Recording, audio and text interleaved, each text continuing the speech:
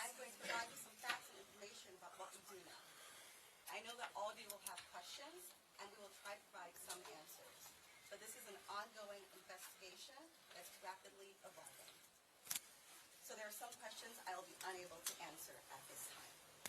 The FBI is the lead investigative agency, and we're investigating this as an attack of terrorism along with our partners.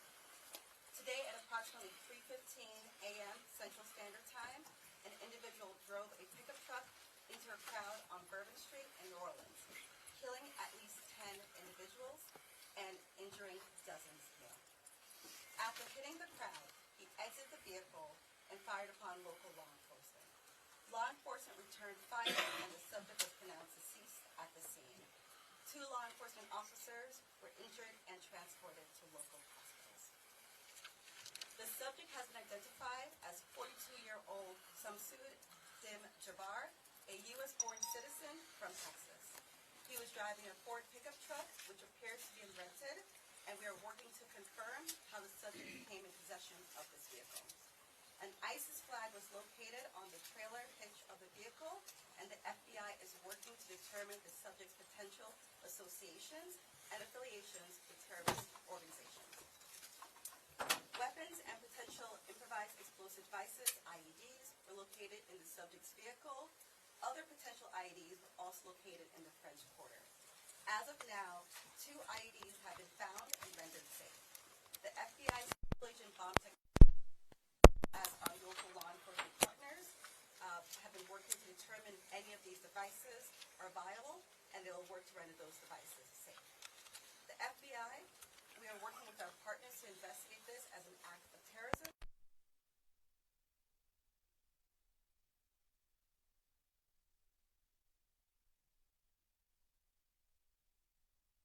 I believe that Jabbar was solely responsible. We are aggressively running down every lead, including those of his known associates. That's why we need the public's help. We are asking if anybody has any interactions with Samsud Dim Jabbar in the last 72 hours. Asking the public's help.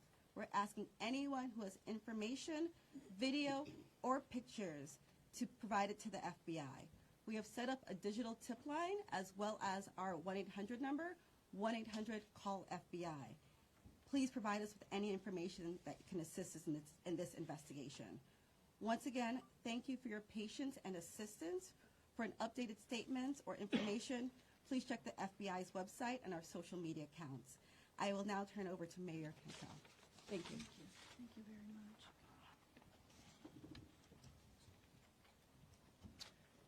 Thank you, Agent Duncan, for your leadership and the full support of the FBI. First and foremost, I want to express my deepest condolences to the families and loved ones that were impacted by this tragedy on Bourbon Street and in the heart of the city of New Orleans. And I know that the entire New Orleans City Council grieves along right with me, no doubt about that, and our people and our families. My priority will continue to be to ensure that victims that remain on Bourbon Street now will be serviced and removed as soon as possible. But as stated, the FBI is in charge of this investigation and are doing everything necessary to make this happen. I also want to acknowledge hearing from President Biden, all of our federal partners, but most importantly, calling Governor Landry this morning, responded with haste, and we do say thank you. And of course, a demonstration of a unified support is right here in this room. That's how we collectively responded to this tragedy in the city of New Orleans. The mission now is to facilitate, support, and coordinate safety procedures to keep our residents and our visitors safe.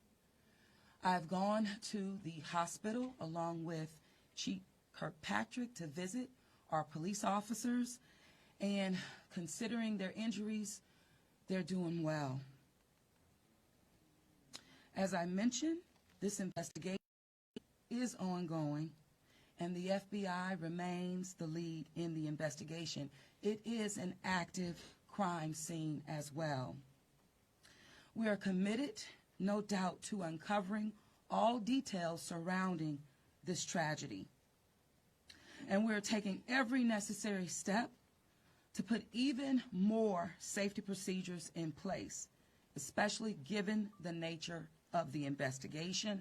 I'm going to ask people to do not go around our secured area if there is no essential need to do so. It matters, and again, it is an active crime scene. I also want you all to know that the Greater New Orleans Foundation has set up a fund to assist victims, and that information will be provided to you. Thank you, Ganoff. Again, I want to thank this unified team. We're leaning in. We will be relentless, and we will do everything that it takes to render real justice. This team will. I want to also just thank our citizens for your heartfelt prayers. New Orleans is a world-class city, and I can say that I've heard from world leaders all this morning and up until now, in addition to my brother and sister mayors across this country. They're calling, they're responding, and they're standing with the city of New Orleans. And what they always say and want me to reiterate, they understand the resilience of this community. And we're strong in that regard, and I will say second to none. So with that, I'm going to turn it over to our governor, and as I mentioned, who has not wavered any in leaning in, providing the necessary support, and standing right here with me, and I say thank you, Governor. And I know the First Lady is standing with us as well. Thank you, Madam Mayor. Thank you. Again, I want to thank the Mayor. Since about 3:45 this morning, when she called me, we have all been working just around the clock to both secure the city and to solve this act. You know, again, I want to reiterate that our prayers go out with all of those who have been affected by this tragedy. I want to thank our law enforcement officers. I want to thank our medical personnel. I want to thank our first responders. And most importantly, I want to thank the two New Orleans police officers who not only laid their life on the line, but were able to eliminate the threat this morning. Let me say, we have made public safety a state priority from day one. And I think that if you look around me today, right now, and you look at the people who are standing around, that is their commitment as well. We intend to be transparent in assessing any defects that may have existed in the system so that we can address them. It's the only way to ensure that any mistakes that were made are corrected. Specifically, we have been trying and working very diligently to address security concerns in preparation for the Super Bowl since October. And it's interesting because, ironically, in preparation for the Super Bowl, I had intended to issue an emergency declaration tomorrow so that we could bring all of our federal, state, and local agencies to bear in preparation for the Super Bowl and Mardi Gras. But because of the events today, I have amended that emergency declaration and issued it today. So again, that declaration will allow our federal, state, and local partners to bring all of the resources necessary to get this city safe. In light of that executive order, I have also ordered the mobilization of a military police company. I've asked General Freelou to mobilize a military police company to assist both New Orleans Police and LSP and the FBI. It is important for our citizens and guests of this state to know that we are doing everything we can to secure their safety in this city. We want to make it clear, the Superdome and the surrounding area is safe. But I've this entire city is something that is always paramount to me. With that, I would like to turn it over to Jeff with the Super Bowl. Jeff Dunley.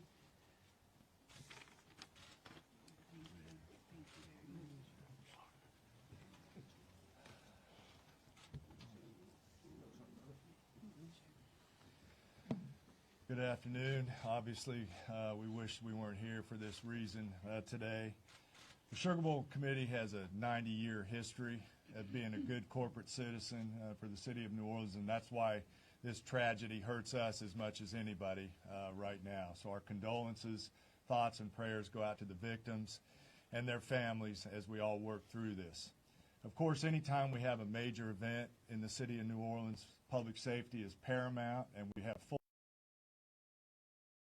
governor and the mayor and all the assets, the federal, state, and local resources that they've applied to this event so that we can ultimately bring those responsible to justice and carry on with the major events that we have in front of us. Speaking of which, we were scheduled this evening to have a CFP quarterfinal played in the Superdome at 7:45. We have been in consultation with ESPN, with the College Football Playoff, with the Southeastern Conference, with the University of Georgia, with Notre Dame, all parties, and all agree that it's in the best interest of everybody and public safety that we postpone the game for 24 hours. Work is fast about to set up a safe and efficient and fun environment for tomorrow night. There'll be more details on that in the coming hours, but for now, that's the plan, that we're going to move forward and play the game. And again, we reiterate our thanks to everyone up here for the important work they're doing. We live in the fun and games world with what we do, but we certainly recognize the importance of this, and we're going to support it 100%. So thank you. I'd like to bring up Senator Kennedy.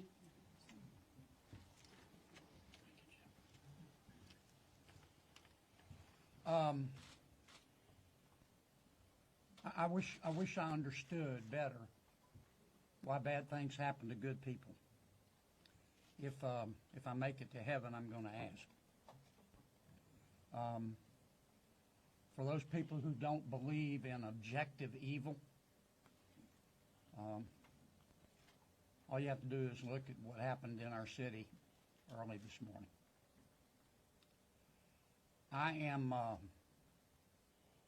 If this doesn't trigger the gag reflex of every American, every fair-minded American,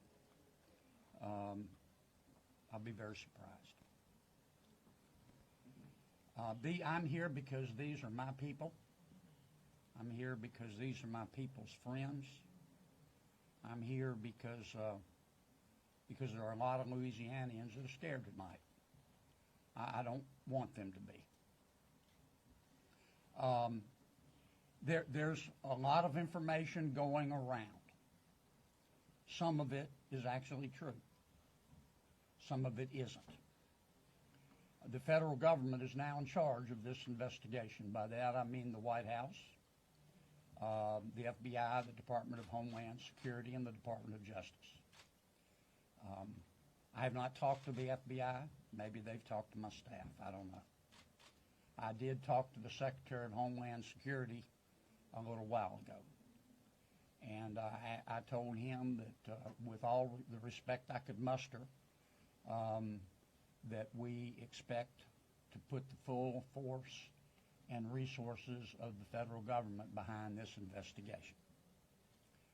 Our state troopers, our local police departments, our sheriffs, we've got many sheriffs here today, have been terrific so far. The federal government is cooperating with them. I hope that will continue. Here's what I want to ask from the federal government. Catch these people. Catch these people. And then tell the American people the truth. Now, I don't want you to tell us yet anything that's going to interfere with your investigation. And there are things that I've been told that I think are true that I'm not sharing with you today because it could interfere with their investigation. But after we get to the bottom of this, they need to tell the American people the truth, and the people of New Orleans the truth, and the people of America the truth. I think the mayor and the governor are very wise to postpone this ball game for 24 hours. There's just too much stuff we don't know, and it's just not worth it. But I guess my final point is, I will promise you this: I will, when it is appropriate and this investigation is complete, you will find out what happened and who was responsible, or I will raise fresh hell. And I will chase those in the federal government who are responsible for telling us what happened, like they stole Christmas. Thank you, Senator Kennedy. Congressman Carter, I think. Thank you, Governor. Thank you, Mayor. Thank you, Senator Kennedy. Thank you to all of our law enforcement agents for doing a yeoman's job, for stepping up at a time when we needed you most, for employing the resources of all of our partners. This is all hands on deck, from the White House all the way down. I've been in communication with the White House since early this morning. Secretary Mayorkas, leaders in all of our federal, local, and state agencies. The President has made it very clear that he intends to bring every resource to bear to not only tell the truth, but to provide the resources to bring these cowards to justice. I want to personally thank the men and women in uniform who put their lives on the line to protect our citizens and our visitors. To our mayor and our governor for acting expeditiously and bringing us all together. To our sheriffs from the surrounding areas who have been Johnny on the spot, recognizing that if it happens in New Orleans, it can happen anywhere. We don't have the luxury of being myopic. In this community, we work together. We don't point fingers. We don't blame. We go after the bad guys. Let it be clear that the full faith and credit of the United States and every agency therein is on the ground, working. And for those who may have played a role in this horrific act of cowardice, we will find you. We will bring you to justice. New Orleans is a place that heralds its ability to protect its citizens, that heralds its ability to manage major events: Super Bowl, Sugar Bowls, Mardi Gras, Jazz Fest, Essence Festival. You name it, no one does it better than law enforcement in New Orleans and in the surrounding area. Kudos to those two officers who've been wounded. Our hearts go out to those who lost loved ones. Our hearts go out to those who are wounded and on the mend in the hospital. Citizens, now is the time to stay calm, to be vigilant. This is not a time to come out to sightsee. Listen to your federal, local, state officials. Be vigilant. If you saw something, say something. If you know something, tell someone. There are tip lines, there's information available. Please, all hands on deck. Rest assured that the decision that was made to postpone the game was not done lightly. It was done with one single thing in mind: public safety. Making sure that the citizens and visitors of this great city, not only for this event, but for every event you come to in Louisiana, that you will be safe. And we will use every resource possible, as the governor has said, as the mayor has said, and every law enforcement agent here has said. Our energy, our commitment will be to make sure that you are safe now and for every event in the future. God bless you, and let's stay strong. Thank you, Congressman. Attorney General.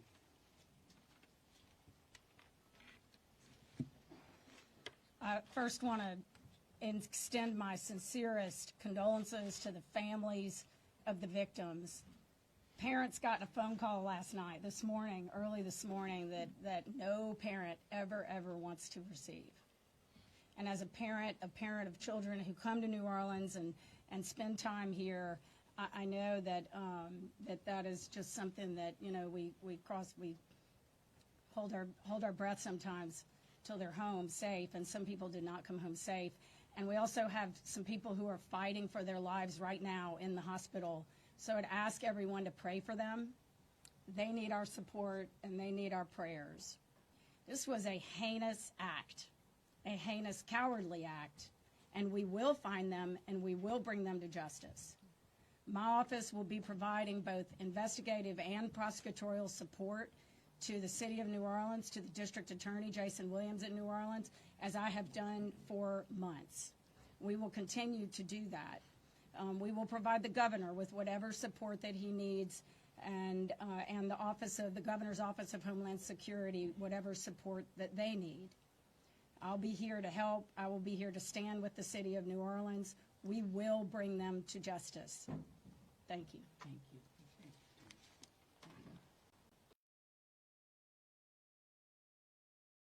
Thank you, Governor and Madam Mayor. For those who do not know me, my name is Ann Kirkpatrick. I'm the Chief of Police of New Orleans. My official title is Superintendent, but my role is as Chief of Police. You know, you've heard some of the details today, and over the last 24 hours, we had approximately 400 officers in the French Quarter. And as we know, this is not just an act of terrorism. This is evil. And when we face evil, we have a choice. We can run in fear, or we can indeed stand in strength. In a time of crisis, people are looking for leadership. You are looking at the leadership. And I promise you, as the Chief of Police of this city has been tried by fire before. But fire purifies. Fire makes things stronger. We have a plan. We know what to do. We are going to get these people. There is a path forward. Very pleased that we will be back to having a wonderful game tomorrow night. New Orleans police have proven their ability to make the city safer. Just 2 years ago, we were the murder capital of America. Today, from that time 2 years ago, we have driven our murder rate more than 50% down. So we have a track record. But this is different.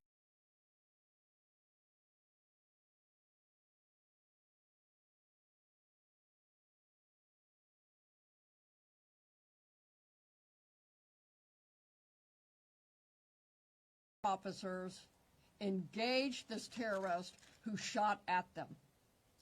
3 of the officers returned fire. Those officers did not run in fear. I liked what the mayor said this morning. New Orleans police and all law enforcement is built. We are built for dealing with evil, with things that would cause others to be in fear, but instead our officers, and last night NOPD particular, stood strong. They did not run. They did kill the terrorist.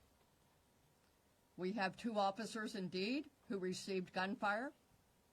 They will be okay. We have personally gone to see them. But this is leadership for you. And I promise, as the Chief of Police of this fantastic city, that I will be strong and firm and fearless. Thank you. Thank you. In wrapping it up, I want to just close with a couple of things. I want to thank Senator Kennedy and Congressman Carter. I want to thank again all of our law enforcement officers out there.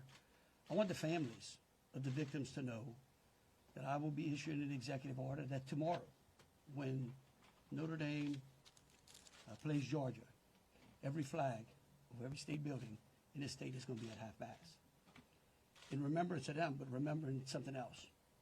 Their fear and this state is a liar.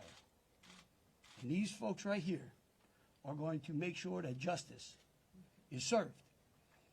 And for the citizens out there that were thinking, well, man, do I really want to go to the Sugar Bowl tomorrow? I tell you one thing, your governor's going to be there.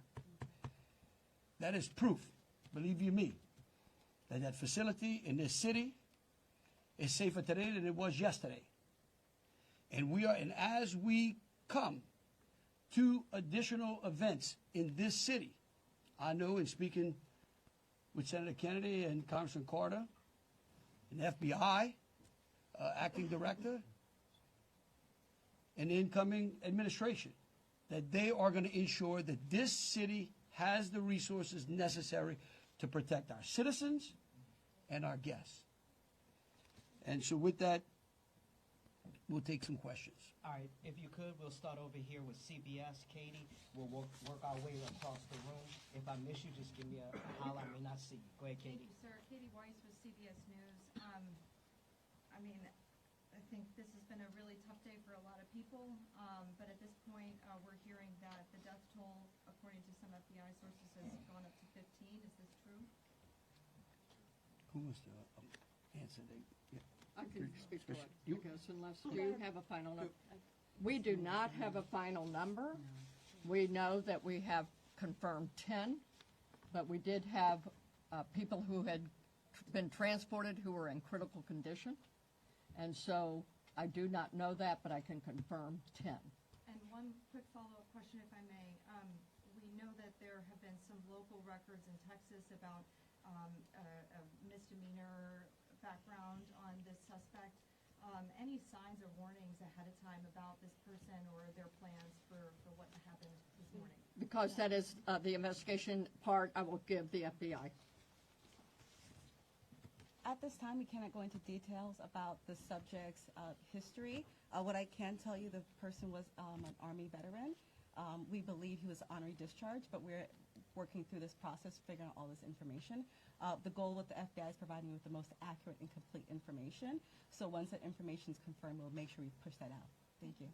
Ariel. At this time, do you know exactly, as far as the victims, how many are from here in Louisiana versus out of state, and their ages maybe? At this time, I can't go into details about all the victims. We want to make sure that first that the family is notified appropriately before we put any information out there. So once the families are all notified, then we'll go ahead and release a statement to everyone. And I would ask the press, in relation to the victims and those that are in hospitals, if we could just refrain from worrying about them so their loved ones can take care of them and the medical personnel that are trying to get them out. As information becomes available, but we want to respect the privacy of those who are still either fighting for their lives or being cared for.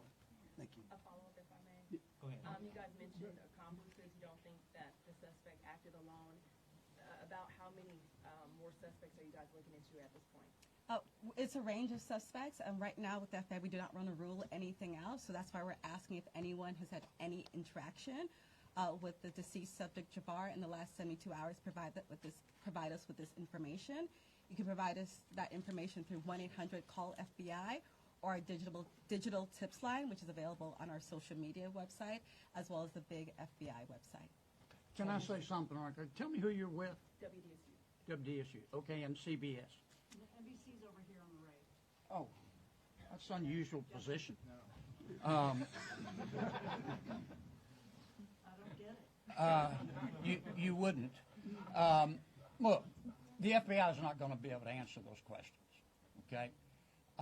They will eventually, I promise you, okay? Once the FBI has a chance to investigate all this, along working with state police, working with Homeland Security, working with the city of New Orleans, they're going to tell you what happened. I can promise you that, or I'm going to raise fresh hell. But right now, they're in the process of trying to catch the other bad guys. And I want to give them the benefit of the doubt for a while. 26. Yeah, I had a question about the victims. I know that there was obviously gunfire exchange, so I guess how many victims were shot, and then how many were injured? Look, again, let me reiterate both Special Agent Duncan and Senator Kennedy. there's a lot of, I get that y'all want to know minute details. What we don't want to do is impede this investigation or spend any time talking about things that don't get us closer to hunting these folks down and securing the city.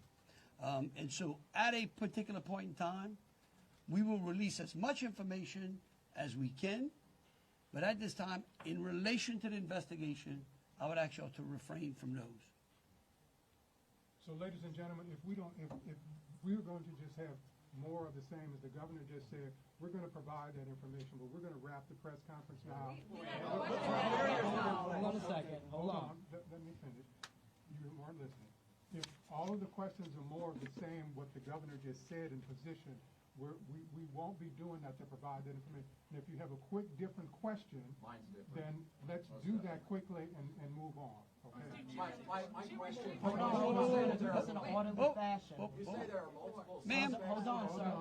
Hold on. Then who was next? We had over here. Hi, Rachel Wolf from the Wall Street Journal. You said you are confident there are multiple suspects involved. What makes you confident in that? Well, like, why would we tell you that? Again, that's, I mean, look, we want to answer pertinent questions. But anything that would lead to impeding or endangering this investigation is not going to be said, okay? And we will, as information unfolds, this is a very fluid process. And remember something, too. We're doing two things. We're hunting some bad people down, and we're securing the city, too. We're getting ready for a Sugar Bowl tomorrow. So if y'all would, again, if you have questions regarding Sugar Bowl, the safety of the city, or something to that effect, we're happy to answer. Over here. Okay, go ahead. Go ahead, Alyssa. Usually in parts of the French Quarter, specifically in parts of Bourbon Street, there are bollards. We're hearing that some of those may have been down because of repairs. Can you speak to that? And maybe was there any backup option of putting a truck there or an NOPD car there? Well, let me tell you, one, I'm going to let the mayor answer. I want you to know that's one of the first things I thought of this morning when the mayor called me. Okay? And I will tell you that whatever the problem was is going to be solved. Thank you, Governor. Thank you, Governor, and thank you for the question. I do understand that it's been on your radar since this morning. As it relates to the bollards on Bourbon Street, over 10 years ago, over 10 years ago, the city of New Orleans implemented an infrastructure project placing bollards on Bourbon Street. Shortly thereafter, the malfunctions of those bollards ensued from Mardi Gras beads on down. But the New Orleans Police Department, of course, deemed them inefficient because they did not operate the way that they were intended to do. Because the city of New Orleans is hosting Super Bowl this year, it gave the city of New Orleans an opportunity to go further and deeper with infrastructure improvements, as we've been talking about. So as a result of that, we were able to build in bollard replacement into our Super Bowl infrastructure package. And because of that, the city of New Orleans has moved forward with that infrastructure that is nearing completion. Bollards were not up because they are near completion, with the expectation of being completed, of course, by Super Bowl, way before Super Bowl. But that is the reason. Now, the New Orleans Police Department, and Chief, you can speak to the deployment to respond to our needs and existing conditions. All right, so we have been aware of the bollard situation for a long time, and we did indeed harden those target areas where the bollards are. We have patrol cars out there as a hard target, as well as with barriers. Now, I want to share with y'all, if you did not know, that this particular terrorist drove around onto the sidewalk and got around the hard target, where he did have a car there, we had barriers there, we had officers there, and they still got around. Now, the wedges that you see out there as well. We knew that that had malfunction problems. And I want you to understand, let's say we put the wedge up and it got stuck. There is no way that ambulance could get in or out, people couldn't get in and out, so we knew that these were malfunction. So we did indeed have a plan, but the terrorist defeated it. A follow-up, if I may. Let me just say this. We recognize we got a problem right here, right? We're going to fix it. It is going to be a top priority as we go into the Super Bowl in Mardi Gras. And the solution that we're going to come up with is going to be a permanent one. It's going to be placed into the standard operating procedure of having major events and securing that quarter. A follow-up, if I may. Obviously, Sugar Bowl postponed till tomorrow, but I'm sure after that game, a lot of people are going to want to celebrate. Are there plans to keep Bourbon Street closed? What does that look like? So right now, Bourbon Street is an active crime scene. And the FBI is in charge of it. When they clear it, and it does not become an active crime scene anymore, we're going to open it up. Olivia Vidal with Fox 8. Can we ask about this military police presence that you want to call it? Is this a private security like Blackwater? Also, would that be a first that a private security firm is mobilized to supplement local and state law enforcement? No. We're not. This is our National Guard. These are our citizens that we're bringing in. It's a military police company that we recognize we need some more resources. We need some more boots on the ground because, again, what we're doing now is twofold. We've got an active investigation and we've got enhanced security. Before this event, we were just enhancing and working on security. So we brought some additional resources.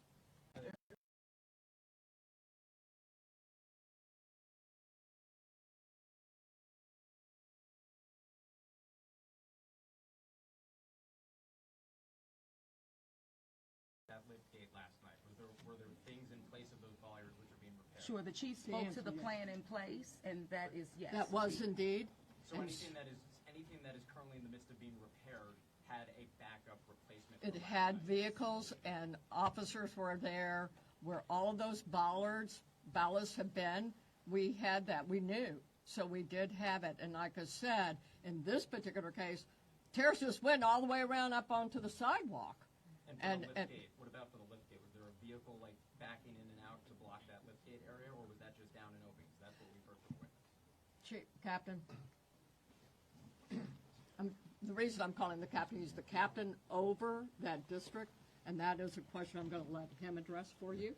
Good evening, everybody. I'm Captain LaJean Roberts of the 8th District. Yes, we did have a vehicle strategically placed right in front of the wedge, preventing access onto the roadway. And in terms of the framework of security that was already in place on Bourbon Street, I know this is an ongoing project of improvement, but with how that was all aligned, was someone getting up on a sidewalk considered impossible or nearly impossible, or was this not something you expected you would have to account for? Yes, of course, it wasn't something we expected to account for. The bollards they're actually wedges. They're strategically placed 5 locations throughout the French Quarter on the roadway. This particular terrorist drove onto the sidewalk behind the police car to gain access to the 100 block of Bourbon Street. So if you're worried about someone ever driving down Bourbon Street, why weren't you worried about someone driving up the sidewalk in the same way, or at least bracing for it in the same way for all these years? All right, look. We can go on what ifs forever. This is evil. And that guy could have easily gone down the sidewalk of Canal Street, where there were a ton of pedestrians on there as well. And there are That's right. on some Little right. sidewalks, so that's, I'm Right. just asking Hold on a second. We gotta move just, on. Chelsea, go ahead. just want you to know, however, we recognize, I said earlier, that where there are defects in this system, we are going to be transparent, and we are going to address them with the city and make sure that we fill those gaps as best we can. Yeah. Chelsea Grayson with Axios. I have a question just about sort of ongoing public safety today. Special Agent mentioned 2 possible IEDs. Were those in the same location? Should residents in the French Quarter or elsewhere be concerned about potential other situations?